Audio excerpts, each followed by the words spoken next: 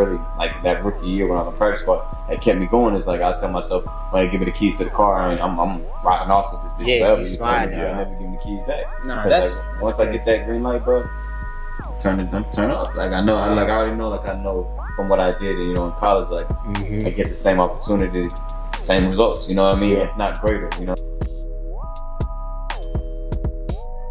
Yo, what's going on, world? Welcome to the second episode of the Patio, man. My name is Maurice. My name is Jared. And today, man, we have a very special first guest that's joining us for conversation today, man. He is a wide receiver for the Tampa Bay Buccaneers, a two-time Biletnikoff Award finalist out of Utah State.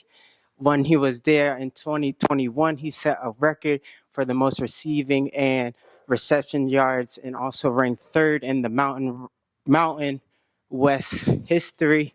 He's the jet sweep king, a father of two. Yours truly, Deven Thompkins. Yeah. Hey, we want to thank you, man, for letting us into your residence, man. Just thank you for giving us this opportunity, bro. So it is big time. Definitely yeah, for sure. And so, Dev, man, we're gonna pop it off with a little memory lane and just get your thoughts and opinions on things. So look, October 1st, right? 2023, Caesars Dome, home of the New Orleans Saints, right? Yeah. Third and goal on the 5. You're in the slot. Take us through that moment. Yeah. We was already up one touchdown, I think, if I'm not wrong. We was already up one touchdown, but we needed one more touchdown to, like, kind of put the game away for her. And, like, I kind of messed the play up. I didn't really even run the route the right way. Snap. I kind of messed up, like, just with the whole intricacy of the route for her. But, like, Baker started scrambling, and then I got to look to my left, and I saw, like, this whole bunch of open grass, and I was in the end zone still. So I started running. I see Baker start running that way, and then so I looked around me, I saw no one was around me, and then he looked dead at me and threw it to me. Yes, I dove for it, and when I caught that bitch, I didn't think I was going to bounce for it at first. So. No, it did. Nah, because you had to make a crazy catch. Yeah. Well, I dove for it, I caught it. I thought I was like on like the 1 yard line because my knee had hit hit straight on the goal line. So I hurried to get back up in there, but then I looked up and I seen the ref throw his arms out. That's my first one. Good job to your team. And where my ball at? I want my ball. I want my ball. Get the ball. Damn. That's first one? Yeah, it's been 2 years. Hey, congrats, bro. The video, man, and it was so cool, like, seeing your teammates, like, embrace you, bro, and, like, showing love, and that also, like, just, like, boosted your confidence to just want to make more plays. So yeah, we saw Chris Godwin give you all the love. Like, man, nah, this is just the first one. This ain't it. And you got the touchdown ball. I saw you asking for the ball. We saw you asking for the ball at. Oh, right there. Okay, that's lit. That's lit. Show that later. Dev, we got another date for you, man. April 30th, 2022, man, and you get that call from the Bucks, bro. Take us through that moment. Where were you at? And just, like, how was it knowing that you're coming back to the crib, back to Florida to play? It was amazing. I was back at the crib with my mom and them, and I got my family there, and, like, it was third day, and just sitting there, man, waiting, like, in the draft, and, like, as soon as the draft, like, really was over, like, I got a call from him, and it was just like, or my agent really called me. He was just like, we got an offer, and, like, you can go to the Bucks, and I had a couple more offers also on the table. So, but, like, I rather, like, I wanted to stay home just because, like, I already went so far away to Utah, and like, my kids and stuff like that, they're right down the road if I'm gonna go see them whenever I want to. So, I'm playing for Tampa, like, you know what I mean. Ain't nothing like living in Florida, man. I missed it, so I had to come back and stay. For sure, bro. And I wanted to ask you, on that topic, what was your welcome to the league moment? Like, it could be like you saw Tom Brady or somebody, you got cracked in the game. I'd say for real, like, training camp my rookie year, it's a little bit like, like, this is like league different for real. Because training camp, it's a grind, dog. Like, whole month of August you grind, and then when you start going against other teams and stuff like that, you know what I'm saying? You start seeing all the different people that you always see on TV and stuff like that. You start playing other teams. So it was more so like an eye-opening moment for me. But then, like, it really showed me that, like, once I started going against the other teams and stuff like that, it ain't no different than going against your team. You feel me? Like, they're all players at the end of the day. So, like, I started just understanding that, like, more so that, like, I could play in this league. And, like I said, like, my rookie year really showed me that all around the training camp for sure. Nah, that's so tough, man. And, how was it like you being a rookie coming into such a veteran locker room. Like you got the Tom Brady's of the world, the Mike Evans, even Julio at the time, correct? Yeah. So how was that like transitioning coming in with a veteran locker room? For me, it was humbling more than anything, just because like you look around you and it's like you got some of the greatest players at their positions in the locker room with you. That then I had the honor, like like you said, Julio and Mike, even Chris too. Like Chris was better than there too, and just being able to be in the same room as them and like listen to what they have to say and just getting to build a relationship with them and a friendship with them, like that goes more than anything will ever go. You feel me? Like building that connection. So I embraced them more than anything, and they embraced they were willing to embrace me as well. You know what I mean? So it was honestly it made it easy for me to transition, and like they made me like be able to be confident and be in the league. You know what I mean? Now that's tough, man. Julio. Come on, Mike Evans. Like that's two of the best. When we found out Julio signed, like we was like, I remember I was sitting in the cafeteria. I look on the TV on ESPN, and it was like Julio Jones signed to the Tampa Bay Buccaneers, and then that same day at practice, he walked out there like he was he had practice with us that day, but he walked out there like after practice ended, we was like, damn, yeah, that's Julio. That's tough for real. So when NFL players are getting signed, like during the contract negotiations and all that, no one knows anything.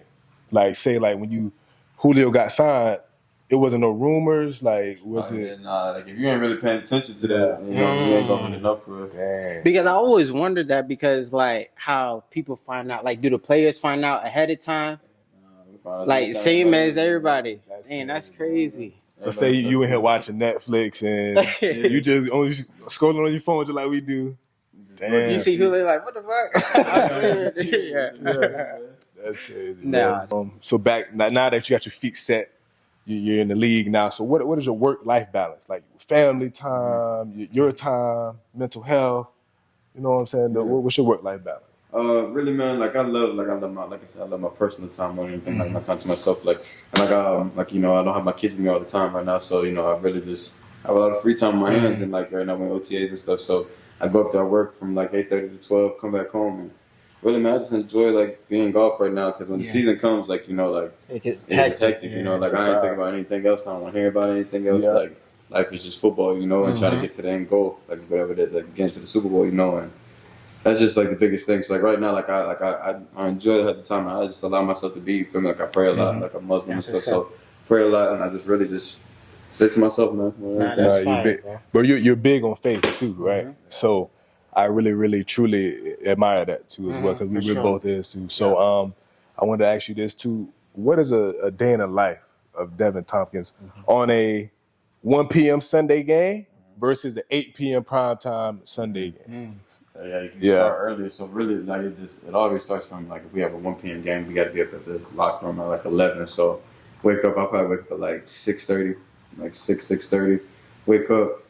I take a shower, I pray, you feel me, go and do what I need to do, you feel me. After that, like I walk downstairs, go take my dogs on a walk. Then, I get dressed about like 9:50, I start getting ready to get dressed and stuff like that.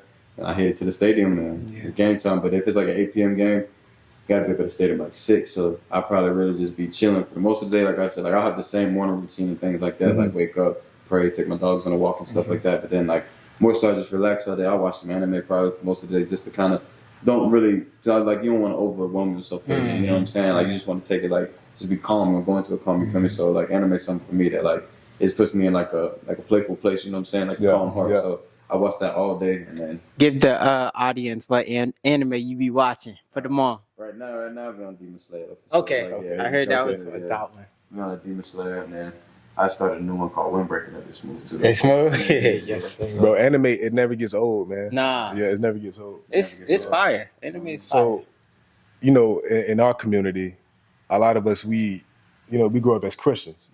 What made you transition and be like, I'm taking it the Islam route? Yeah. So, really, like, you feel me, I started off, like I was baptized Christian when I was probably, like, 16, 17, around that time. But, like, when I went to college was whenever like my things just for me started changing. For me, life just kind of got a little different, and I was in a new environment, so it allowed me to, look at life a little differently. Because like in Utah, like it's full of Mormons and stuff like that.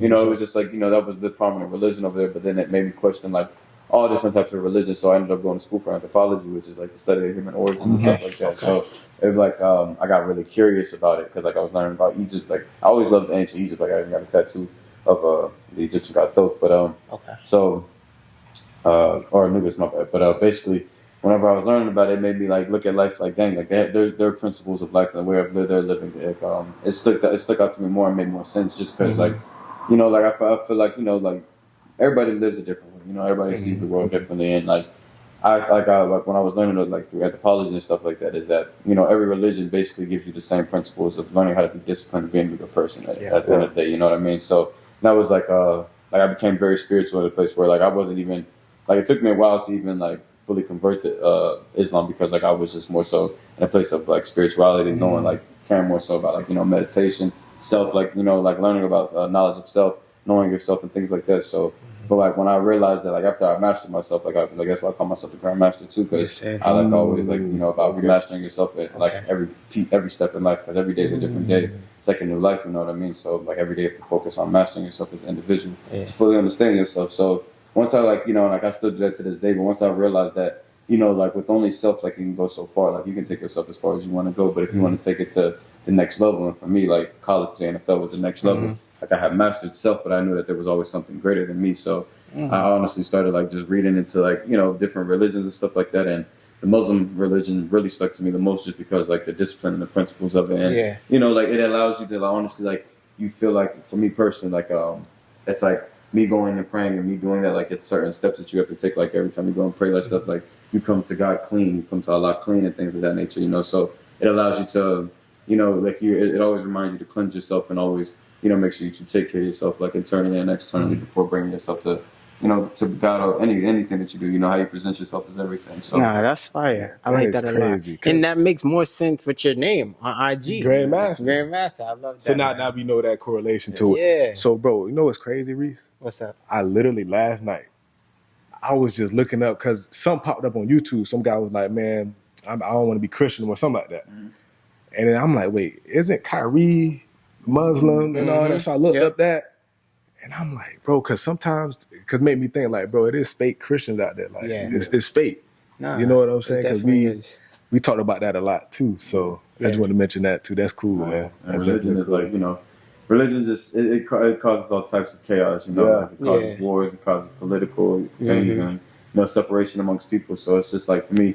So I wanted to learn about it because like unity is important, and even the sport of football, right? Like being able to be a unified team is the teams that are going to win the most. And even as humans, like the more we can learn to unify, the more we work in sync, the more the greater things we can do as a species. So it's just little things like that, and like like that's why like I like even like saying that I am Muslim, like claiming a religion is kind of hard for me still, just because like I think like I don't like bounding myself to just one thing, because like that it makes you ignorant to like another person's religion, and that's why like. If you try to like, debate with somebody like a Christian, sometimes debates with a Muslim or any other things, like it gets kind of heated because of the personal beliefs and the personal ties to it. So, it's very difficult. No, I feel you, man. And that's crazy because we go to Arise Church. Yeah. We're representing actually. We playing on it. But no, it's at the end of the day, I feel like you just, you love the people you love, treat each other with equal respect. Even if that is a stranger on the opposite side, and just respect all religions, to be honest, and what people believe in, and we can move forward with the life, and that's simple as that. But that, man, we're gonna pivot back to sports, man, and dang, bro, you signing as a free agent, man. What was your mindset knowing that like you pretty much like trying out for a team, and like you needed to make it, and I also saw you on IG. Correct me if I'm wrong with what's your man's that gold feet? Route guy. Route guy. Yeah, man. And we seen him. I follow sports, so I seen him train other people. So how is it like partnering with him? Working on your craft, and how has that helped you in your life? Really, like I just started working with this year, going into year 3. So like. Say like I was I was an undrafted free agent, and basically like you said, it's just like trying out for the team, and then once you make it, you worried about keeping a spot. And like for me, it was on practice squad. So really, man, like I knew like going like last year was my like first full season as a regular or not a regular, but on the active roster for the whole season. So like I was more so like just like It was still kind of, not that it was new to me because I had already played like the year before, but I only played 6 games. But actually getting a full season under your belt, like it builds more game confidence, more game ability. The game slows down, all different types of shit. So, damn, I keep cussing. Yeah, you get bro, rock out. You rock out. But so it teaches you just like the game differently. And then like with like I started working with rock out this year just because like there was different things like within my game as a receiver that I need to work on. You feel me? Because like I'm fast and quick and stuff like that, but sometimes being too fast and too quick can fuck you up. You know what I'm saying? So that's why I had to learn like with him, like it's like more so just like it's not me learning anything new. It's just more so teaching my body how to just make different moves and be more patient with it, and like just learning different movements that I can use in a game setting. You feel what I'm saying? Like, especially with release games and even a route running. You know what I'm saying? Like being able to win on press because if you win that line of scrimmage, you can run a route all day and get open. You feel what I'm saying? Winning at the line is the hardest part, though. You feel me? Like especially you got an aggressive DB, long arms, especially for me, like I'm smaller, so if a DB wants to press me, like 9 times out of 10 they gotta understand like I'm fast. You know what I mean? But if they do get their hands on me, I ain't the biggest, so they might have more control. You know what I'm saying? I got you. But how is it, man, on the lead, like in that slot though? Because you got a 2-way go for real, and you can be able to get jiggy on somebody. So that's why I love the slot though. I gotta really give it too much press. Smooth spot. That's what's up, man. So Dev, growing up, we played the game, right? We played PS5, PS3s growing up, and it's a game called Madden. You know what I'm saying? It's a game called Madden. Where we got to create our players, bro. You're in the game. Us two got to create. We got to create. we got to create our players, bro. You're in the game. You know what I'm saying? Because I work at a school. I'm a coach, teacher, and I told him I'm interviewing Deven Thompkins. The kid like, I know him. I played with him today on Madden. Yeah. You know what I'm saying? So it's crazy, bro. So how do you take that? Bro, that's a childhood dream, like I've always played growing up, like played football, like that was everybody's dream, wanted to go D1, wanted to play in the league and everything, and just even play as yourself, man. That's why we created the player, but just being able to see, like, really be the player. Yeah, that's like, fire. It hit different, bro. But it was like there's like certain things like of my life that I've been achieving, and like the satisfaction of it, like it makes me like it goes back all the way to like that, like being a child, like like whenever I was signed to the Bucs, whenever I first saw myself playing like on Madden, like it was like, bro, I had deja vu. I remember myself sitting there playing like Madden 08, and like my favorite player back then was Willie Parker. I used to love him. For sure. So like I used to be. I'm like, damn, I'm being in this game one day, and like now I'm there, like that's fine. That was full circle moment, bro. Full circle moment. It was beautiful though. Like I remember even my mom, like and my dad, like my brothers and sisters, that everybody be like, just telling them or sending them videos, like, I just took one to the house with you. That's what I'm saying, bro. And I was gonna say, man, I be playing my boys, we be playing online. And it's crazy, bro. Like when you get the Bucks, and I'm not even just saying it because you here, but like I like playing with the Bucks. It's a solid squad, bro. Sure, they get on Madden, and bro, it's just so cool, like seeing you on kick return. You know what I'm saying? And 83, but I'm like, yo, that's my man's right there. He grew up from the crib, so it's cool. And now when they get the Bucks or vice versa, whatever, they be talking shit when if you take one to the crib, I just take one with you. I'm like, man, shut up. But nah, that's so fired up for sure, bro. So Dev, man, we gonna pivot again and just talk about what was your biggest purchase, your first biggest purchase, if so, so far.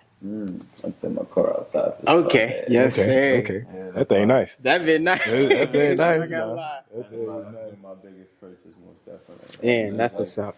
I just recently bought that fire. Like last month, I got it. Oh, congrats on that. That's fire, bro. Yeah. So, like, how is it with like you now as far as managing money, investing? Trying to put your money for not only for yourself, but I guess for like generational growth. Definitely. Like more so, like like right now, like I focus on my kids just because, like I really like I have everything that I really need. Like I bought myself things I want to maintain my life well. My mom got her a new crib. My mom, she my brothers and sisters are good. So I really I make sure I take care of my family. But recently, like I'm starting to develop more business ideas. As an individual, just because like it was all new money to me. Like what I mean. Like especially like last year was my first year going through like a full season, actually getting a full entire salary, for 1 year. So it was like for me, like I had my fun, I spent it in certain things, but I made sure that I put up a lot for my kids because like you never know what'll happen. You feel me? And I know at the end of the day, like even if I don't play football, I'll still be able to make money somehow, some way. You feel me? But like I want to be able to make sure that my kids have what they need, so that just because like like, you know, like you grew up close to where I grew, where I grew up at. So it's like, I just want to make sure that my kids don't ever have to, like, you know, go through see that, you know, see their way of life and never sure. have to worry about anything. So if I got to put everything up for them, you know, that's what I want to do. But like, you know, I also like I'm about land. Like I want to build my mom a house and build myself a house and things like that. And you know, I got a lot of plans for this, especially for this year coming up, just to make sure my life is more solidified, knowing that without, you know, because it's not knowing what's going to happen after the season. It's not every 1 year deal, you know. So I just want to make sure I have things in order, you know, just in case. But you know, God willing, everything go smooth, you know. I'll be back. I'll have a lot. No, I love to hear that, man. That's fire, because that's that's so important, and that people take for granted, for real. And you know, I don't know. I'm just looking from the outside looking in, but you know, you see all the time players, you know, they think they Gucci, and then they might get cut, and they done spent the bag for real. You know what I'm saying? And putting on us. So I love to hear that. That's so dope. So Dev, bro, you're so well grounded, right? Where do you get your motivation from, like childhood, like to be like so gritty, so determined, right? Where did you get that from? Really, it started like the first time I ever played football. Like my first year, I was 7 years old, and like we had jamboree at the Charlotte Warriors field, and I had like scored my first. It was like my first play ever, bro. Like I had got like a 18 sweep. I took that thing 82 yards. The Jet Sweep King, man. Jet Sweep King. And then like after I got to the end zone, I turned around, I looked like at the field, and like I just seen everybody just like taking forever to run. I was like, damn, I'm fast. I was like, you know, I want to do this for the rest of my life. And I ran to the sideline. I told my mom, I was like, Mom, I want to do this. Yeah, like, for real. And then like it was just like, bro, like ever since then I was going to be one of the greatest players of the game. And it hit me when I was 7 years old. That's how I know it was like something that like this is part of my purpose in life. You know what I mean? Because like I know that certain things don't just come into your heart that you want to pursue for no reason. You know what I mean? Like you obviously get these feelings that, you know, God's the only person that can put them feelings in your you know, in your heart. You ain't like, you can look at all the outside stuff in the world and it makes you want to do it, have the motivation to do it, but actually going and like taking the steps that you need to achieve it is very, very different. That internal motivation, exactly, bro. Like that's why like knowing thyself is the most important thing. Like the more you know yourself, the more you focus on yourself, you'll be able to expand. Like even like growing up as a kid, like we know we all had our group of friends and stuff like that, but like I was really like I spent a lot of my time by myself and things like that, just because like my life was like a little more chaotic, like just with how like, you know, just between my mom and my dad, and then our living situations was always up and down. So it was like I always like, you know, like I would go to like, you know, like my boy Corey and Marcus and stuff like that for like that was like my getaway from life. You feel me? So was football. Football was my getaway, dog. Like that was the only thing I had to like feel like my life could be somewhat normal. But like then I go back home and it's like shit is up and down. You feel me? So it like really came from that place where like I told myself I didn't want to have to worry about money. I didn't want to have to worry about living. I didn't want to have to worry about anything. You feel me? Like I wanted to make sure that like I created a life for myself that one I could be proud of, and then two that like, you know, because I wanted to have kids young. Like that was something that I always wanted even before I had kids. Like I was like I want to be a young father just because like I want to spend my youth with my kids so that when they're old and I'm old, like, you know, I can do as much with them like physically and ability and things like that like I can. So. But like that's where it all really comes from. Then when I had my kids is what, you know, that took me the extra mile in college. That's what got me through college, to be honest. Because I mean, school, I'm out of school. I don't like school. You know I'm with you. So I feel you. That was the only way I could get through. Was like if it wasn't for them. Yeah. You know, I give them all my credit for making it for real. Like that, them 4 years with them. That's tough. Yeah. For sure. And so, and to go back to what Reese was talking about, the financial part, right? Comes with family, friends, right? So how do you keep a positive, trustworthy circle around you to be like, hey, man, to keep yourself tight, keep yourself right? Really, man, like, I mean, I've been blessed with the ability to, like, for starters, like, I'm a very generous individual anyway, so, like, I never have no problem, you know, because I understand that, like, I don't know, I feel like in my heart on the back end, I know that I'll be reimbursed with it on the back end, just on the blessings of life. For sure. But, like at first it was kind of difficult because like I was like, damn, like I feel like I was just giving people too much money because like I just wanted to take care of them and make them happy. But I understood that it came from a place where I had to find that balance too. And like it really didn't happen until like I mean, I'm recently going through a divorce and everything, but recently the splitting of me and my big mother like is what made me realize that like, you know, like I have to do like financially, like it's the most important thing. You can't give, you know, if you can't give anybody anything if you don't have anything, you know what I mean? So I can make all this money, but if I'm giving it away and not putting it in the right places, like I'm gonna run out. You know what I mean? Yeah. Eventually you're gonna run out and you're gonna fuck yourself up. So I was like, that was my biggest thing. Was like, okay, like I prioritized saving was the biggest thing. Like I knew what I needed to do, and I mean that was the best thing. And like I know I could take care of people here and there, but as long as like I know I have things that's put up the way that I need to, you know, it doesn't. As long if it's not hurting my pockets, then I got no reason like not to help my family. You feel me? That's dope. And you kind of answer it, and like just to piggyback off Jared, it was just like when you made it, did you feel any pressure of people asking for money or anything like that? Did you feel that, or did you feel like people had expected you to do more? I should say. Certain areas, yeah. Okay. I can say that for sure. Like more people ask like for certain things, most definitely. But I think it wasn't anything that was too like crazy for me. That like it wasn't like hell no, like I can't do this for you. But like it was more so little things, and it more so came from my family. So it was like I understood our situation already with life and how we lived and everything. Yeah. So I wasn't really chipping too much on it. So even when you just signed this deal and it's on the internet, everybody can see it. Yeah. It wasn't still no okay. Yeah, Cool. no, That's yeah, what's up, man. cool. That's good to hear, because I know, you know, that can take a toll on somebody real. for sure. It can. You know what I It mean? And at the end of the day, like I said, kind of just from the outside looking in, it's just like you want to say yes. Yeah. You know, and then I guess it's hard to say no, but sometimes saying no is just making the standards, you know, making sure no one takes advantage of you.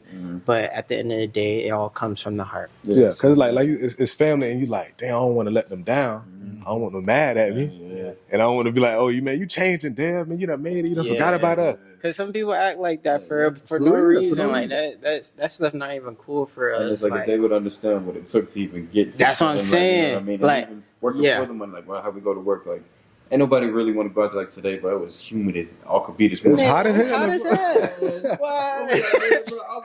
I'm talking to Chris. I'm like, bro, like Chris usually we be talking like during our conditioning stuff, but today everybody was just quiet. We were just running, just to run. Like, we trying to get through the workout. Yeah, today, just trying to bro. get over. And it's like, yeah, we make a lot of money, bro, but y'all don't know how much you have to like. Oh your body yeah, takes you and sacrificing, bro. You got to sacrifice, and that's like everything with your diet. You know, it's your time. Time management is a big thing, and a lot of these people these are grown ass men we talking about. They got families now. You know what I mean? So it's a whole lot. They got schedules, it's a whole lot of stuff. So wait, how long is a workout like in the morning time? So like right now, it really like we'll be like up this day from 8:30 to 12, and it's just like we'll have meetings like for like an hour or whatever, like just going over playbook stuff or whatever. Then we get on the field for like another hour, and then I say like 45 minutes with the team.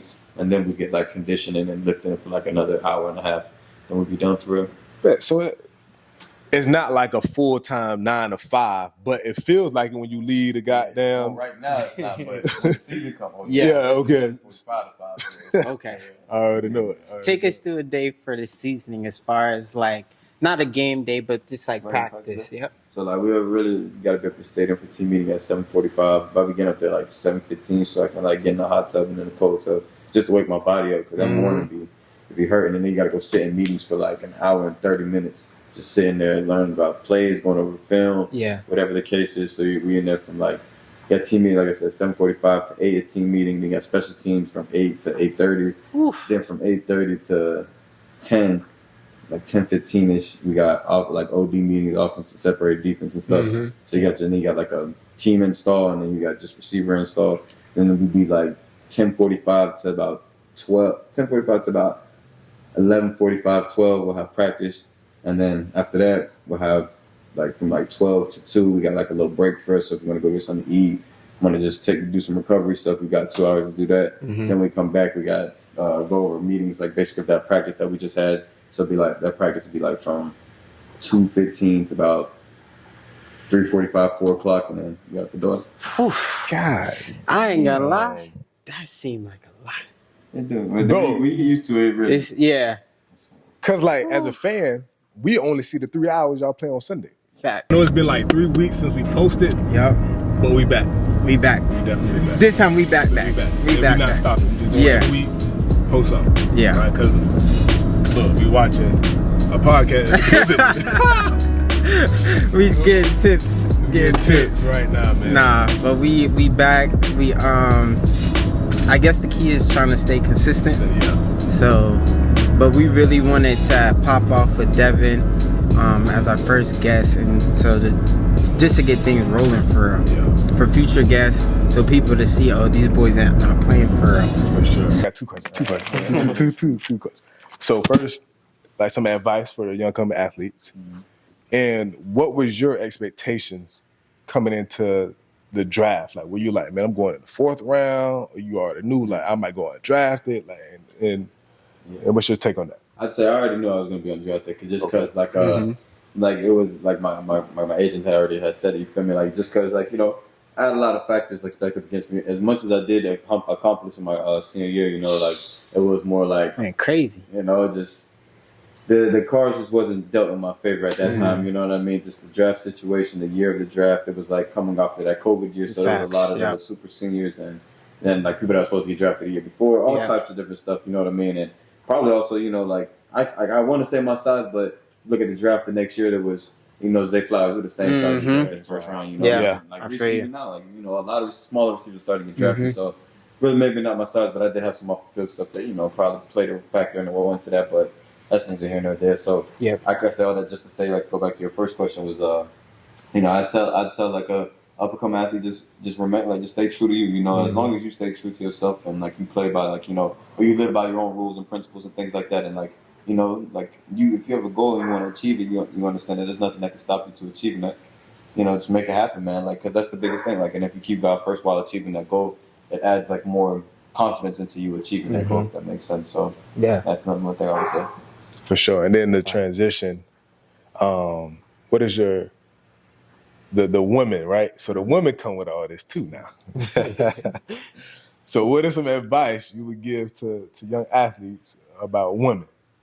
I'd say, for me, I mean, like the biggest thing I'd say, is make sure, bro, you stay away. You feel me? Like, don't stay away, because you ain't never gonna stay away. You feel me? But I was blessed to have now. Like, I met another woman now who, you know, has been great to me and been amazing to me. But even when I was single for a little bit, just more so I understood, like, bro, like, women can be a problem. They can be, like, if you allow it to be. You feel me? But I mean, if you're a good individual, you're a good person, a good man. At the end of the day, you shouldn't have a problem with, like, you know, being able to just manage women, you know what I mean? It only comes from a problem if you don't know how to manage women the right way, you feel me? But like I said, like, I'm blessed to now have a woman who, I mean, she's with me every day. I rock with her, she rock with me. You know, eventually, like, we're gonna hopefully get ready to start our own family, you know, here soon, and you know, I'm excited. Yeah, that's fire, man. And we have a fun scenario right here. Just get your thoughts and opinion. So, you know Jalen Green, the basketball player?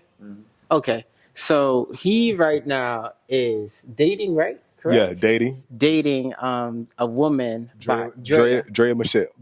Drea Michelle. So the scenario is that is a 20-year difference in age, and she's older. And we talked about this on our first podcast, and we're just saying, back in the day in high school, you know, if you were a freshman and you got a senior, you flex and you walking through the hallways.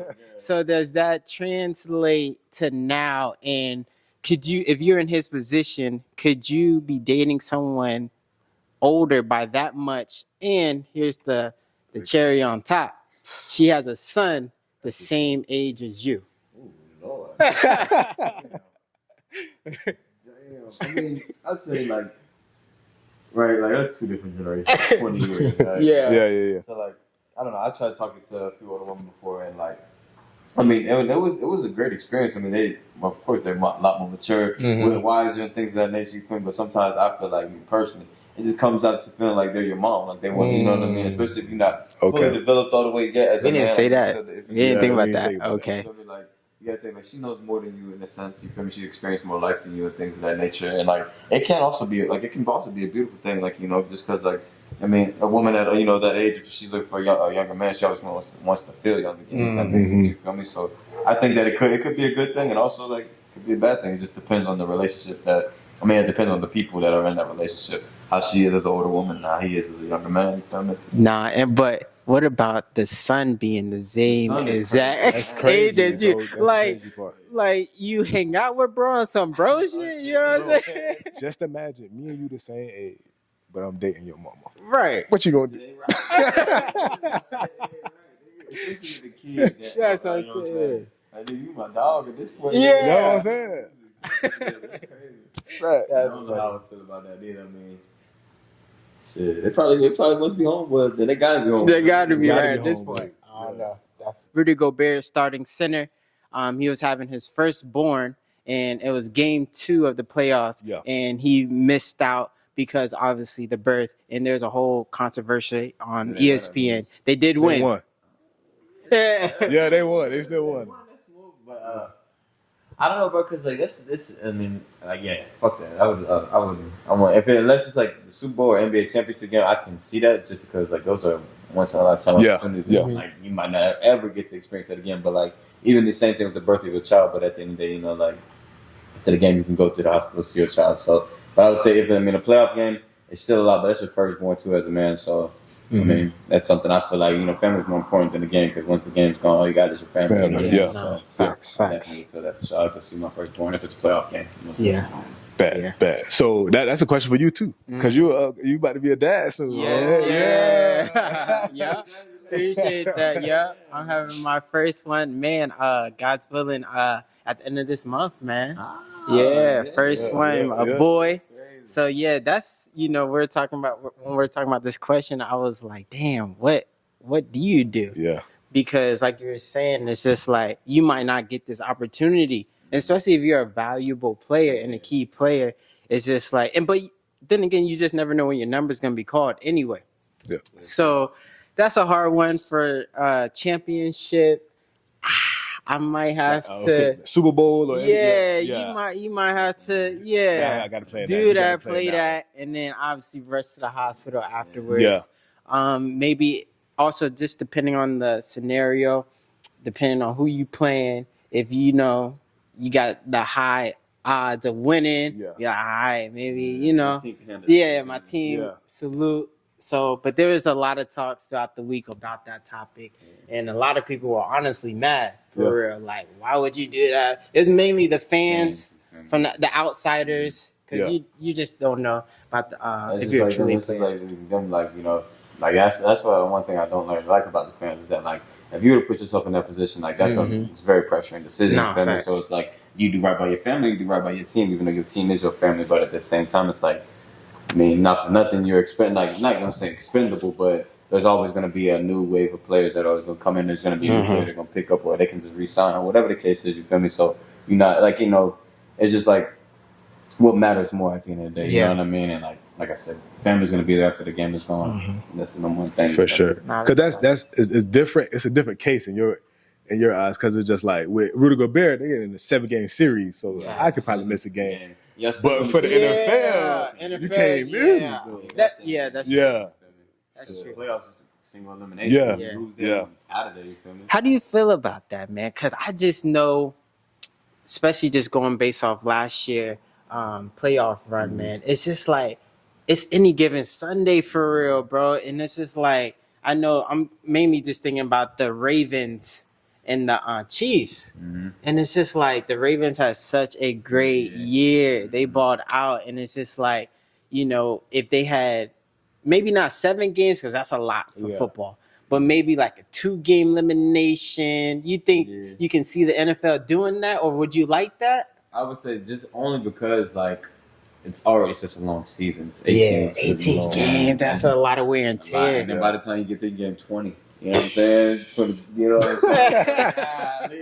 It started accumulating, bro. But like I think single elimination, because it's like with football, it's like that's why in my opinion, football is like the greatest team sport, just because, bro. Like it's any given Sunday, and if you and your team, like y'all can have the best season, but if that day y'all show up and y'all are not clicking, like if one of y'all is not doing y'all job the right way, you feel me, and like the shit is a mess, you're gonna lose, and you can have all like, you feel me. There's a lot of talented ass teams out there, bro. I love talent, you feel me, but.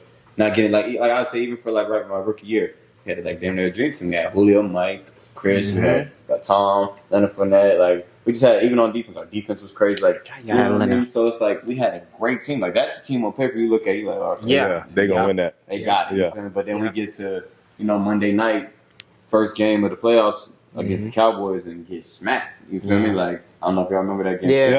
Yeah. But. It's like that, like, stuff like that. And even that season was just an up and down season, you feel me? So it's like bro, like playoffs is like, I think that really just shows like how much of a team chemistry y'all have, like how much y'all willing to keep going. Because if you look at like the Chiefs, They don't lose a beat, bro. They don't lose a beat. What do you think it is about that team, man? Chemistry? That's and what I it think is? it's also just also like, you know, the way the coach probably runs the organization, he doesn't probably make it like, you know, I mean, like probably it's not probably like of course being in the NFL is a stressful environment regardless of how it goes, because your job can go any day, you feel me? But at the end of the day, it's like being able to be comfortable in the stress, you feel me? I think that it also comes from a matter of the coaches, like, you know, helping with that, because like even we're here, like, you know, Coach Bowles, like, he gives us like the ability to be ourselves, but he lets you know like it's also a business at the same time, but it also helps you like understand like, okay, like maybe not it allows you to play more freer because you're more confident in that, you know. And I feel like that's something that any great team has, is a lot of players that are comfortable playing the game, and then they can do it together, you feel me? Having that trust within the coach, that's big on everything, for sure. So bro. yeah, talking on coaches, bro. We saw this in the NBA. Darvin Ham was fired by the Los Angeles Lakers because they lost to the Nuggets for the second time in the past 2 seasons, right? But obviously you're losing to the defending champions. So, but Stephen A. was getting mad, like, why isn't LeBron advocating for him to be like, nah, that's my coach? How do you feel on that part? Obviously, like, you're not there yet, but would you advocate for your coach once you become that star for the Bucks one day? Like, if he's about to get fired. I'd say, like, for me personally, like, I mean, like you said, I'm not there yet, so I don't know that now. But at the end of the day, like, I'd say it's like that's above you as a player, you know, like that's above a play grade. You feel me? Like, at the end of the day, like, you got the upstairs business, and you got to focus on the court, on the field. You feel me? Just because, like, you get lost in that, like, that's not your place of business. Is upstairs. Like, that's not where we work at. You know, we work downstairs in the locker room and on the field. So, like, I don't like being caught up in all that stuff. You feel me? Just because you get caught up in it, you know, you start overthinking stuff, I feel like, and then that's when all the controversy and all the extra stuff that happens, you feel me, comes with it. So, yeah, I would, me personally, I would say I would leave it alone. That's good. That's for Stephen A. That's for you. Yeah, so you Stephen A. You got if you see this, Stephen A. Are you a fan of Stephen A? I don't really watch, like I said. I don't really you don't watch for. You know, I always wondered for athletes. You know, he always says, "I know they watching."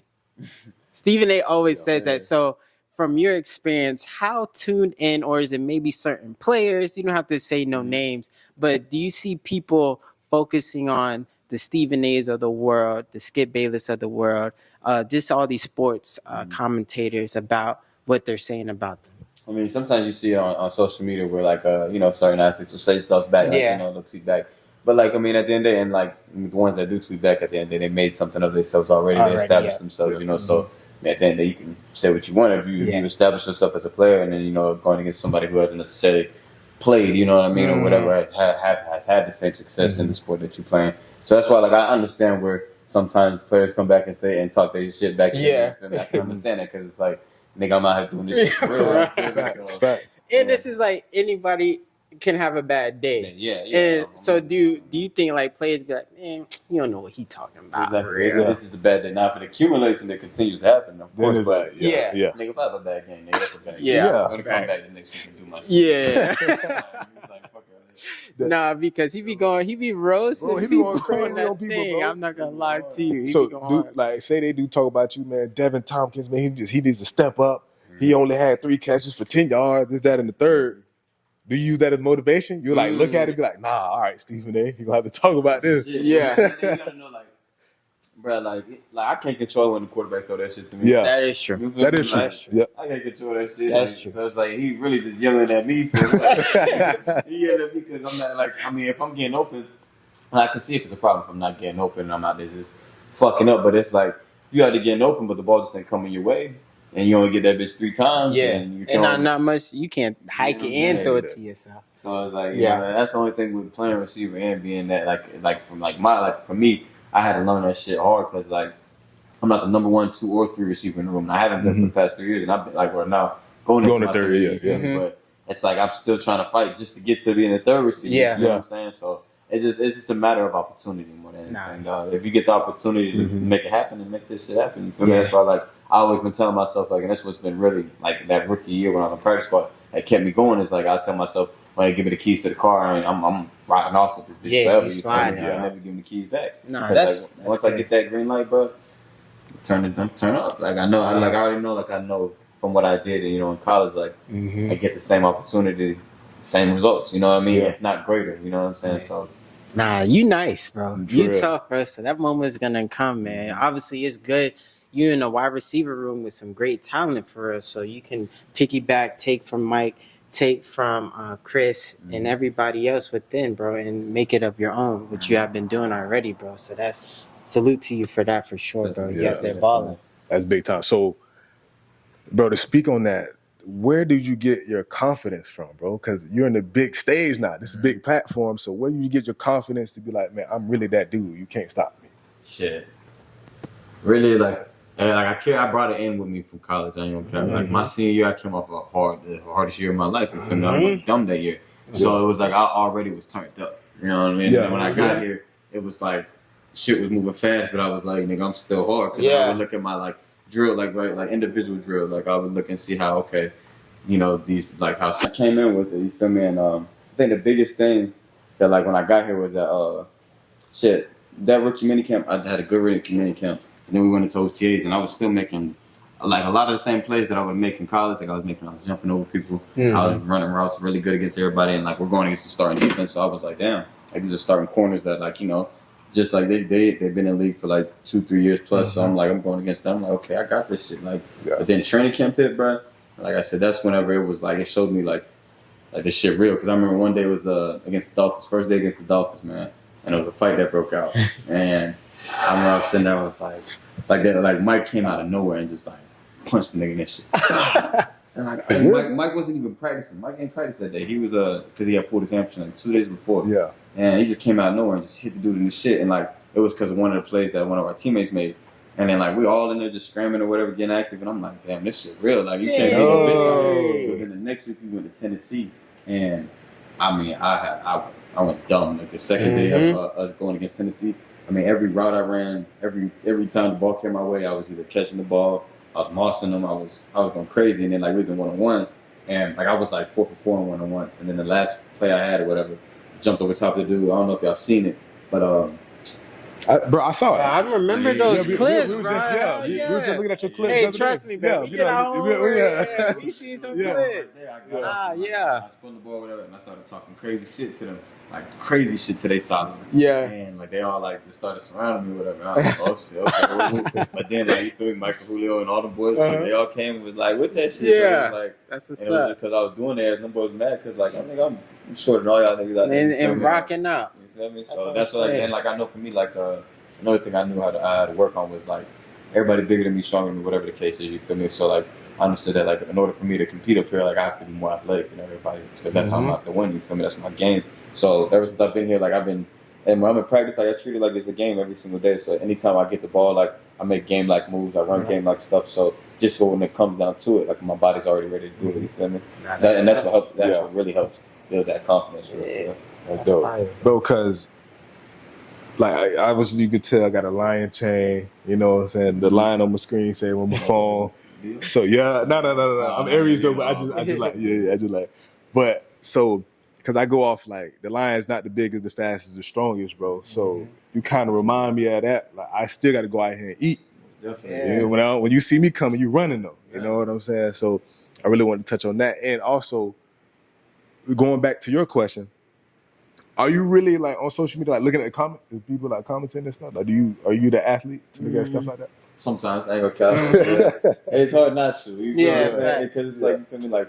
When it's about you, like right when I resigned, like there was a lot of positive shit, but then there's always the negative shit there. You know that get to you. Yeah, it's like fuck you, like it's like really like fuck you, dog. Like you don't know, like nigga, like if you watching for real, you know this shit real. Like you just want to talk about something. You feel me? So and it's just like, but that's the shit that you can't really get under your skin for. But like there's certain players where you see like the controversy on them is crazy. Like, even like for example, like Baker, like right, Baker play on the team. That boy signed.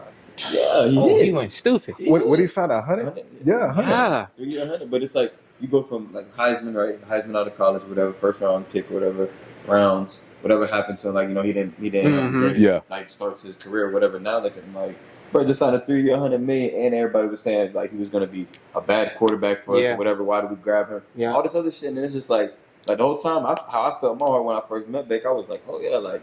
This boy got a lot of confidence. Man. Like after everything he's been through, he don't seem like he's unbreakable. It seems like, you feel me? So like that's what make you like even want to play with somebody like that to begin with, because it's like ain't nobody on our team besides Mike probably that's had that type of controversy. You know what I'm saying? Like about him, and he's able to keep that same swag and mentality and shit like that. So that shit also helped like going like playing with players like that. And then I played with Tom his last year, and you know, all that shit that was going on with him like in his last year. You feel me? So the shit like that, like I see, like I've been able to see a lot of different angles when it comes to becoming like that big of a person, and how much controversy comes with it. For real. Yeah, now that's fire, bro. Because I'm a big fan of Baker, man. I followed him, his damn near his whole career, and he balled out at Oklahoma, winning the Heisman and doing all that stuff. And I just feel like different situations fit people different. Like, you know what I'm saying? With Cleveland, I know he had Odell and Jarvis, but just like you were saying, like early, like chemistry. You know, for some reason, like it just didn't click. It just didn't click. And then obviously he went to the Panthers. Oh yeah, he went to the Panthers. The Panthers first. But you know, that was kind of like that was a dud. Yeah. But now he being here in Tampa, you know, he's showing that y'all can, you know, make some things shake for real. Y'all had a good run last year. So we talking about off camera a little bit, but you know, you're saying you guys getting a lot of people back for your offense. You know, what are your expectations for that this year? I feel like expectation wise, like we're gonna take it like, you know, through the roof. I feel like we'll be one of the top offenses in the league this year, just because like I know that it's another year of all of us being back together, and I feel like that's really important, you know. And even though it is a new offense, we're learning, like the ability for us to like just learn together is really important. You feel me? Everybody in that room is really the same. We got like the rookies came in and stuff like that. You know, we drafted Jalen. Yeah, and like from don't tell me Washington. Yeah, he's Washington. fast. He's gonna be good. He's gonna be good for us too. You feel me? But like now we enter like bringing him into the room. You know, while we have everybody else originally that already came back, it's just gonna add like that. That adds some more chemistry. You know what I'm saying? At every single position, really on offense, everybody's been there. We all played together. At least like now for me, like I played with most of them for the past 2 years. You know what I'm saying? So we're going into my 3rd year now. So I mean, it's a blessing, bro. Like that stuff is so important. You feel me? Because I learned that even. When I was at college, like my senior year, bro, like all of like that team, my senior year was the team I came in with my freshman year, and then some of them were a little older too, but they were all the same players that I had in like a couple new additions. But I mean, we had so much chemistry that year, bro. We went and won the whole thing. Like we won everything, won the championship, won our divisional championship, and won a bowl game. And then you know I was like, you know, the more receiver in the nation at the time. Like, we were achieving so much and just like all those different periods. So it's like that's the power of chemistry right there for real. Nah, bro, it's not. You go from the highest, right? Snap of a finger, you got to start all over again, bro. So it's just like now you're back in square one, trying to get back on your feet. So take us through, like, all right, no matter what, I just want my foot through this door. So because you had to take over the special teams and stuff like that. Obviously, you want to be a receiver, but hey, I'm just trying to get my foot in the door. So tell us about that. So really, like I said, I was on top of the world, bro. Yeah, and for sure. Like I feel like I'm like, okay, like I did everything I needed to do to get drafted. Don't get drafted. Shit, all right. And then I come in this bitch, and then like I didn't understand the difference between drafted and undrafted and all these different shit. I didn't understand that. You feel what I'm saying? So I really like I started just listening and learning and looking at everything when I got here, and I'm like, damn, being undrafted, I'm walking on eggshells in this bitch. For real. Like I can't fuck up, because if I fuck up, they're gonna cut somebody and bring somebody else in. And like, look around the league, like you feel me, like the thing with the league is like it's a revolving door, and then like there's always a player getting cut that has some type of resume who can, you know, be an addition to a team. You know what I mean? So like I was like I was playing like I was a little, I wouldn't say playing nervous, but like I was nervous as fuck my whole rookie year. Because you don't want to mess up. Because I feel you. I don't want to fuck up. And even like my first game, right? Like my first game, rookie debut against the 49ers, week 15. I had a 54-yard kick return. Yeah, you caught that ball. And then you went left, right? Yeah. You went left. You almost scored. You almost scored. Yeah, I saw that. But like that whole entire time, like I had a lot of returns that game, like because they were scoring. I ain't gonna lie, we gotta beat that game. Yeah. I was returning that bitch a lot of that game, but I remember like it was a punt return, and like it's called a banana punt.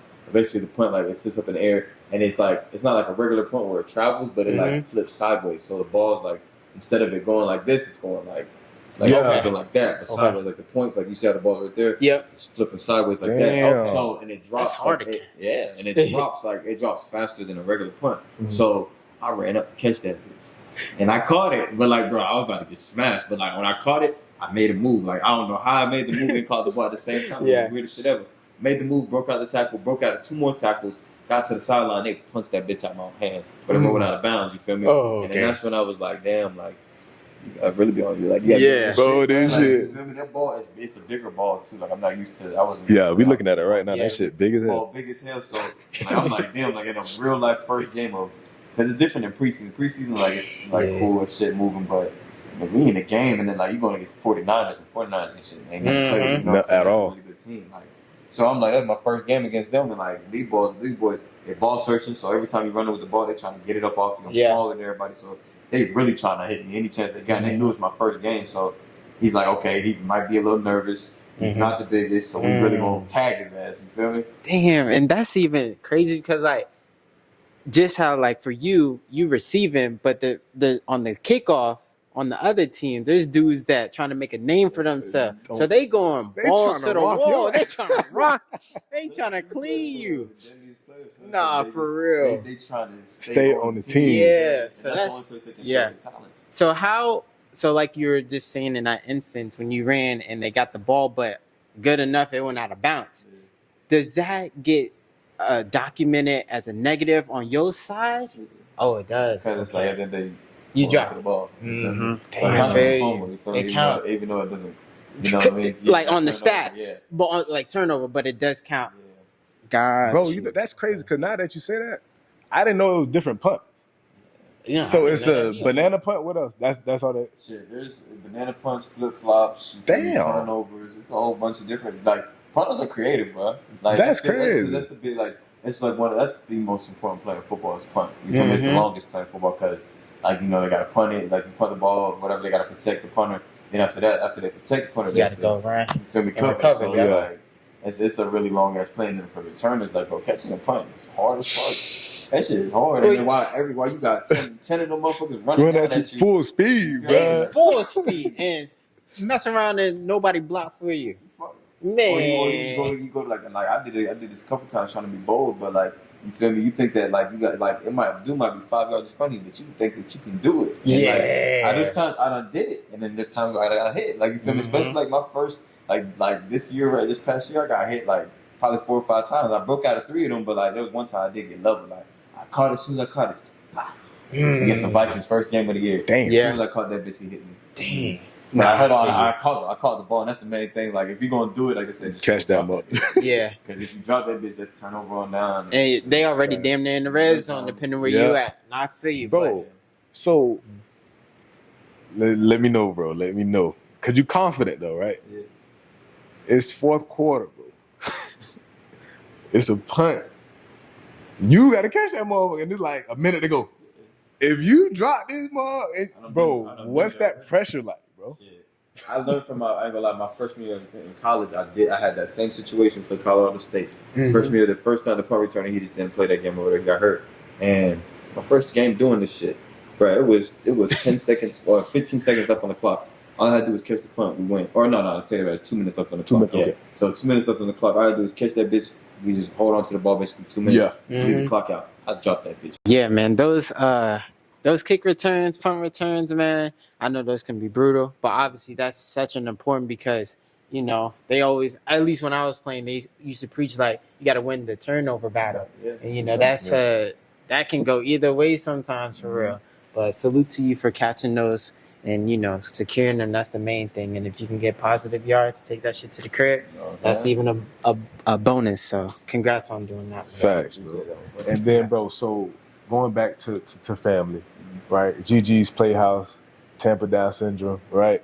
How has that organization been to you and your family, man? I mean, he's been good. Like, you know, I had my son in there for a while. He was staying with me. But, I mean, like, I remember my first year in here, you know, like, we had my cause, my cleats. And, you know, I wanted to do something for Down Syndrome, of course, with my son, you know. And, like, that was the first thing that they came and they told me, like, you know, there's a place where Jesus Playhouse out here and everything. And, I mean, for the past 2 years I did it. And then, you know, just this past year, like, you know, they invited me out there to the gala and stuff and gave me the G Hero Award. And that's dope. it was amazing, bro. Like it just shows, like, you know, because now, like, you know, nobody ever thinks that they're gonna have a child with Down syndrome. Yeah. You become part of come a part of the community. You feel me? So like now, like for me, like my heart is soft for like people with Down syndrome all around, just because like I understand how it feels to have to be a father of a child with Down syndrome. And, it's different. Like their lives are going to be way different than like my daughter. Like my son's life is going to be different than my daughter's life. You know what I mean? Just based off of that. So I mean, like for me, and also like I understand like having a child like that like isn't just given to anybody. Like you have to be like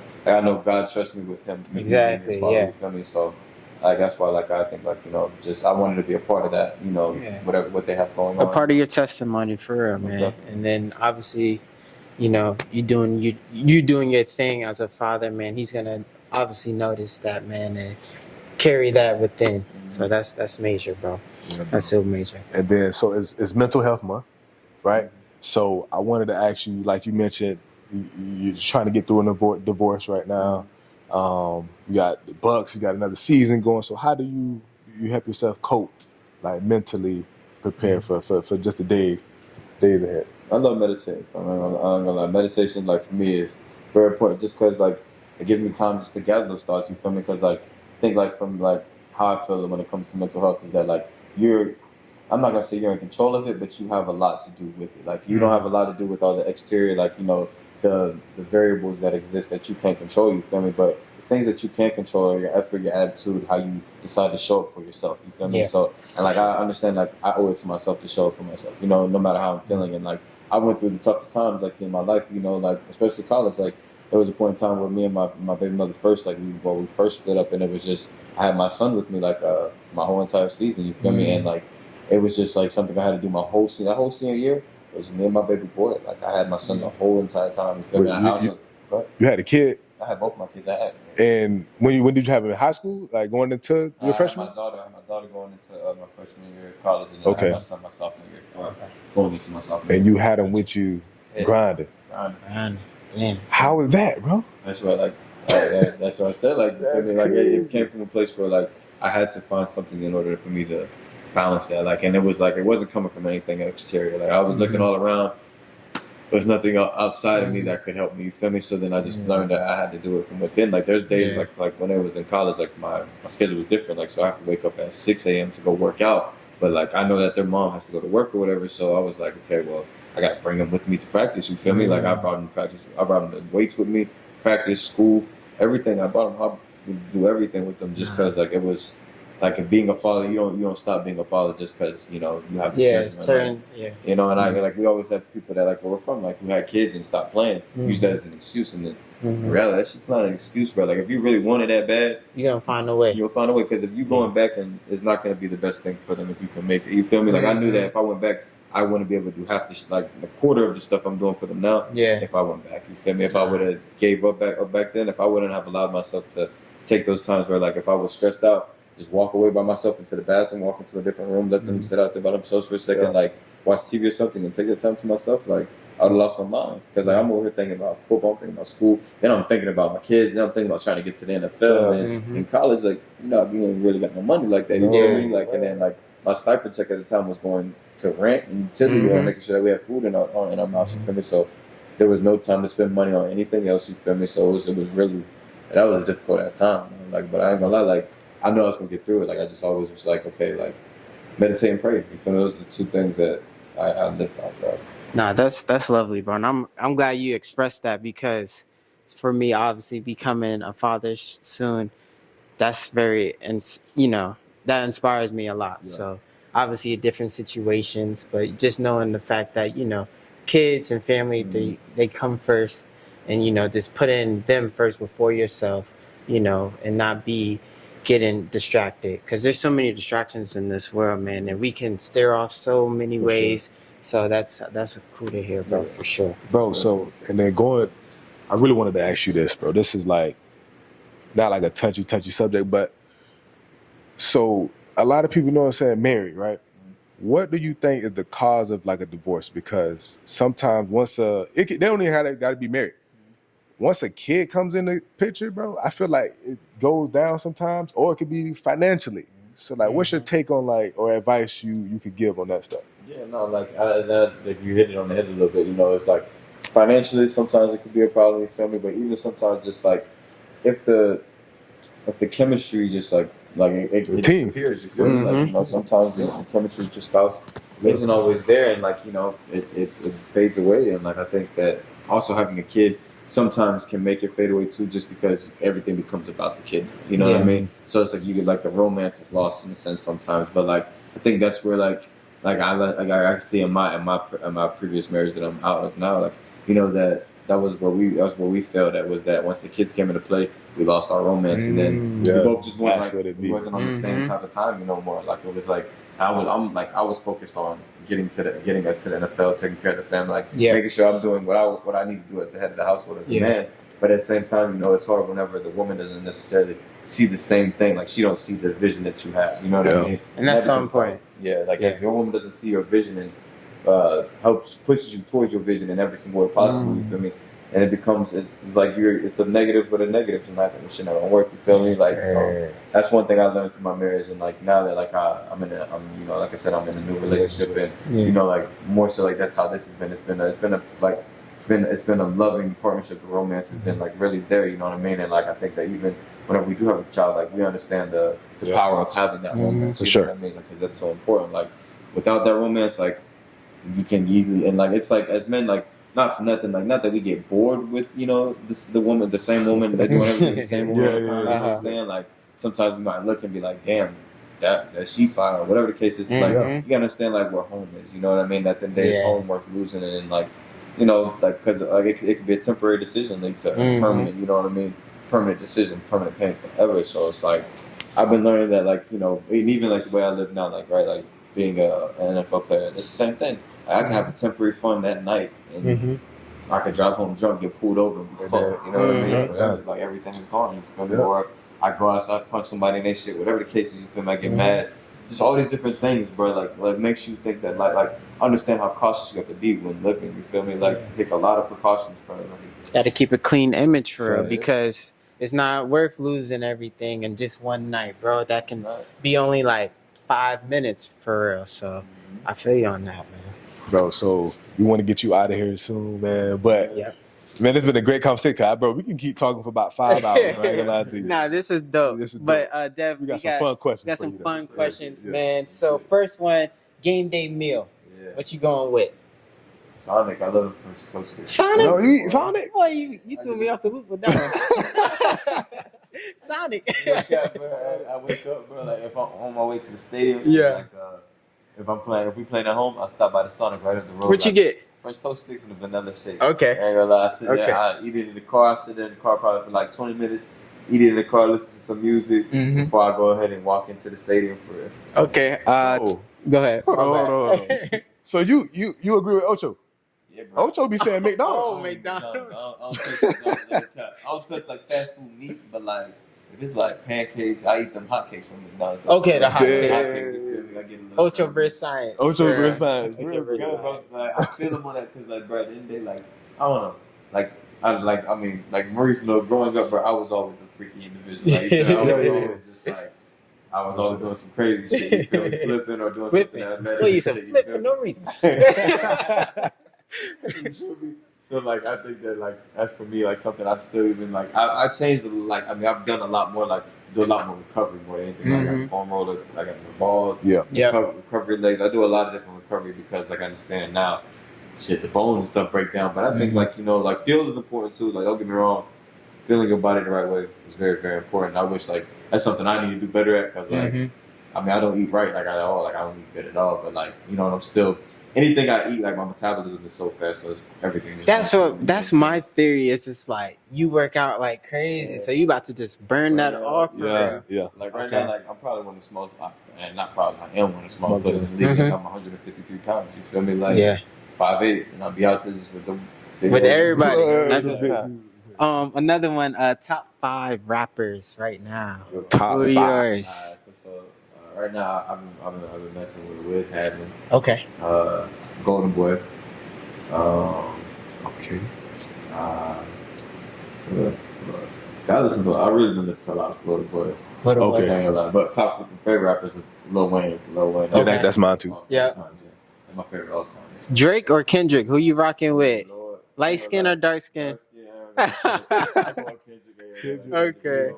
Are you a Drake fan though? I'm not a I ain't really like I ain't gonna say I'm a fan. There are a couple songs I do like as like at the time, like over time, but I ain't gonna say I'm a fan. Let's slide. Wait.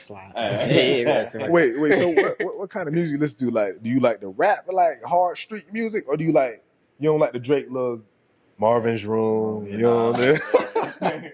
I like that street music. Street music, okay. So go-to song for game day to follow up from that. Hustler's Ambition by 50 Cent. Hustler's Ambition by 50 Cent. Man, Many Man. Oh, 50 Cent. Man, 50 Cent got some hits, man. Make you run through a wall for. Like that's one of those movies I do watch a lot. That Get Rich or Die Trying. Oh yeah, that's a good one. And then game day routine for you. Game day routine. Like on the way to stay, like the whole day. Yes, sir. Whole day. So I wake up in the morning, pray, meditate, whatever, take a shower, allow myself just to think for real. Mm-hmm. Like I said, I take my dogs on a walk. Like that'd be my number. I love doing that just because, like, walking is amazing for real. And then like I clear my thoughts and I come back home. I just chill. Like I said, watch anime. I love it. Like I'm calm my mind down with the anime for sure. And then when it's game time, shit, get dressed, feel like that man, going to the stadium. Hold on. Then before we get on the other topic, because you just said get dressed. Okay. But what's your top 5 receivers right now in the league? And guess what? While you say that, I'm going to bring up top 5 DBs to match your receivers, and we can see who wins that. I say number one for sure, always Big Mike. Big Mike. I knew he was going to say Big Mike. I knew you were going to say that. I didn't say Big Mike. I have prepared already. Yeah, that's the greatest, bro. Like, I mean, hands down, bro. What done what he done did, and still doing it. Still doing it. Older than and bro, how many 1,000-yard years? Every year. Every year. That's so fire. So, not to say he's stopping him. Obviously, they matched up before. But for Mike and his frame, I'm going to put Jalen on that. Man, Mike done burnt Jalen though. I get it. But I'm going to put Jalen on that for size and frame. Size and frame. Because what, Jalen 6'4"? Nah, he's not 6'2". 6'2"? That's what he looked long. Yeah, he looked long. Yeah, he looked long. Okay. Yep, 2. Jay Jettas, I like the way he played. Justin Jefferson. Oh, that's hard. I'm going to save him for 3. I'm going to do Devontae Adams. Devontae Adams. Okay, Devontae. Okay, yeah. So for Devontae, that's another big in frame. Twitchy, that's hard. But I'm going to go with Trayvon Diggs for that. Devontae? Yeah, for Devontae. I'm going with Trayvon Diggs for that. Can't keep up, but that's why Devontae feet is. You know, okay. Split release is crazy. I'm gonna say Trayvon. But I feel Trayvon, he got good ball savvy skills. Yeah, he do. I'm gonna say Trayvon and put Jair Alexander. Okay. Yeah, well, he tough. For feet wise, you put me on. For feet wise, I'm gonna put Jair. Jair is good. Yeah. So, number 3, I'm gonna Tyreek. Oh, I don't know if I got an answer for that one. So I want to go on Tyreek. So you and Tyreek, what? Almost about the same size. Yeah, just bulky though. Yeah, he just running back. That's what I'm saying. That boy big as hell. But bro, so like, what's your take on that? Like, shit, I can be like Reek, cause then, bro, you gonna have Jalen Ramsey. Did Jalen Ramsey guard you since you've been in the league? Nah, like one time. Whenever we played Miami, he had just got there, but he was injured. Oh yeah, he was injured. Yeah, he was injured last year in the beginning of the season. Yeah. Shit. I feel like, with Tyler, like, you feel me? I feel like I can do something very, very similar. Yeah. For sure. Like, from 2 different body frames, too. And, like, even with 2 different speeds, like, he's, like, fast. Like, he's letting it be fast. Cheetah foot. Like a little fucking thunderbolt. You feel like, And for me, like, I'm the same way, but, like, I wouldn't say I'm as straight line fast as him, but when it comes to quickness, like, my quickness. Lateral. Yeah, lateral. Yeah. But then even after him, I'd say Jalen Waddle. Jalen Waddle. That boy. Stop. Jalen. Waddle. He's tough. Another one. He's sleeper, but sleeper, bro. He's really hard to guard. Man. When he run his routes, how he's like. That's why I'd say like me and him are more similar. Like, if I was similar to a player, Jalen Waddle. Okay, that's what's up. That nigga, the way he run and the way he run routes and shit like that. They just picked up OBJ. That's straight. You know what? Even though OBJ's getting into his later years, I feel like that's nice because it'll take the pressure off of Waddle in a way for being at 2 and just play more eyes on Obi because Obi can still do his thing. So that's gonna be straight for real. But man, to counter your wide receiver for Waddle, who you got? No, for Reek. Yeah. Reek. Oh man, I'm gonna do I need somebody to put hands on. But What's the guy that jammed him up for the Chiefs? C. I'm gonna put that boy on him. I'll take him. Just since we seen it, even though it's in the snow, but we'll take it. I'll put him on that. He's still nice. Yeah. So where we at? 4. All right, so we're 4 right here. Yep. You know, I ain't gonna lie. I like T. Higgins. T Higgins, tough. bro, he underrated, bro. T is tough. Underrated bro. as hell. Bro. And he's 6'4"? Yeah. Tough, big body. I'll say Diggs for that. Diggs, I like Diggs Diggs with that one. Because T, he's fast, but I got Diggs for that then. He big. Okay, that's a good one. Higgins, I ain't gonna lie. Yep. And then Cooper Kupp. Cooper Kupp? Cooper Kupp. Well, actually, you know what? Cause you did say JJ though. Yeah, I did say JJ, but I'm gonna take that back. Mm-hmm. Cause JJ, he up there for sure. For sure. We already It's know. tough, Switch bro. it up. Yeah, go ahead. I'd say.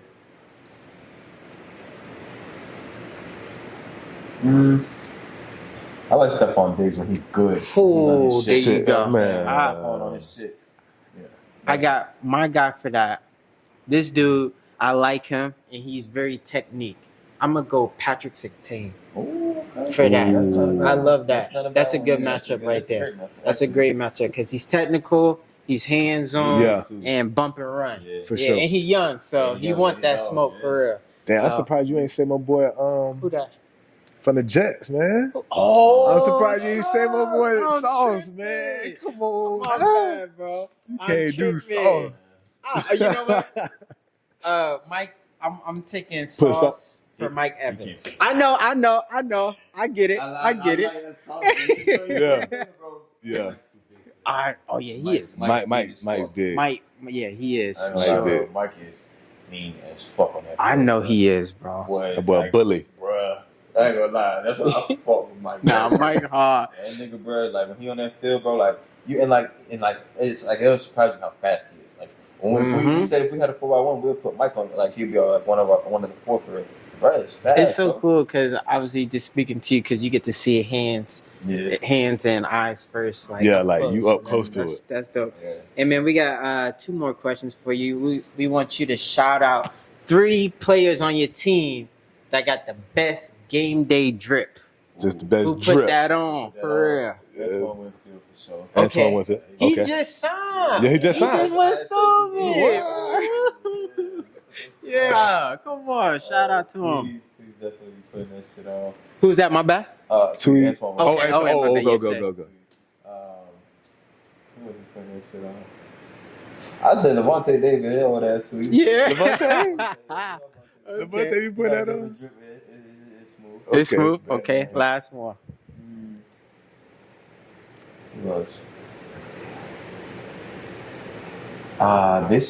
This team right here. Oh yeah, cause we lost, but CD, it's Carlton Davis. He's Carlton Okay, Carlton Davis. 2-4. Yeah, 2-4. He's still with y'all. Nah, he would line. Oh, he's nice. I like how he Detroit. play. Wow. I like how he play. I remember seeing him. You and him. We was out Ebor. Yeah, I don't know if he was with you, but he was out. Yeah, he was out there with you the same night I saw you. So Okay, damn, that's that's nice. cool, man. Damn. So, Devin, last question before we get out of here. We want to talk about legacy. And first, before you answer that, we just want to give you your flowers first and just know that, there's a lot more for you to achieve and do, which you're on the path of doing that. And just salute to you because just how we were talking about earlier, like there's so many of us that have so many crazy talent and for some reason just wasn't able to get over that hump. And for you, you're able to do that and more and just going crazy for real. So, when you hear legacy, man, like, what do you want people to remember Deven Thompkins as at the end of the day? I'd say more so like I guess the Grandmaster, a man that, came into this world to remaster himself and leave that legacy, that lives on forever. Like I always like to say, like with my kids, right? Like I know my purpose in the world. Like I feel like every man, to be a father, but like I feel like the way that I've been a father, just had all the things that I had to overcome, just being a young father, going through college and all that stuff, and like, that kind of was a testament to me as a man, like the man I am. You feel me? Like the ability to go through, like you said, to get over that hump point ever. Like I had a bigger excuse than most individuals, so I'm not why I keep going. You know what I mean? It was like like that's a part of my legacy. That's something that like I know. Like at school, they remember me for was the father I was while being a great player. You feel me? So I've already left a legacy there while achieving. Like a Triple Crown King there, like you said, like I was number one for yards in a single season, catches in a single season.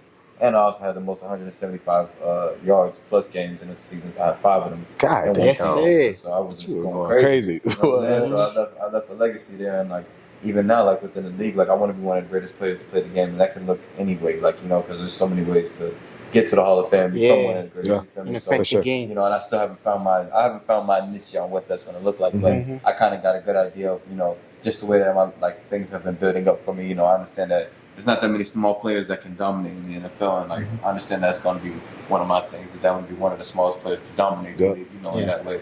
So, and like as time goes on, of course, I want to be known as just one of the greatest to play the game, a part of my legacy. But like I said, being a loving and great father and like a man of honor, because at the end of the day, once I pass away, and being a true man of Allah, and being a man of God, I think that's my number one thing. More than anything, for sure, it's just being known as that, just understanding that like I kept my faith through everything that I've been through, and understanding that faith has been the forefront of my success. You know what I mean? And yes, sir. That's the number one thing I think I would. Yes, sir, man. Bro, just thank you, bro, for having us, man. This is a true blessing. Like, just for you made it to this position. You could have forgot about everybody back home. You could have forgot about your community, bro. But look, you just put us on, you know what I'm saying? So just thank you again from the bottom of our hearts, from the patio, from our family. We definitely come to some games. Oh, yeah, we sliding. Some games. Yes, sir. Bro, where can we find a jersey? Can we just online? Okay, cool. I know that, and I also know that they do doing them in the team store too. They got them in the team store? Okay, cool. So yes, man, that's a wrap, man. Second episode of the Patio Boyz featuring Deven Thompkins. Check him out this year, number 83 for the Tampa Bay Bucks. Jet Sweet King, and we out. Yes, sir. That was fire. Cool. That was fire, bro. I definitely appreciate it.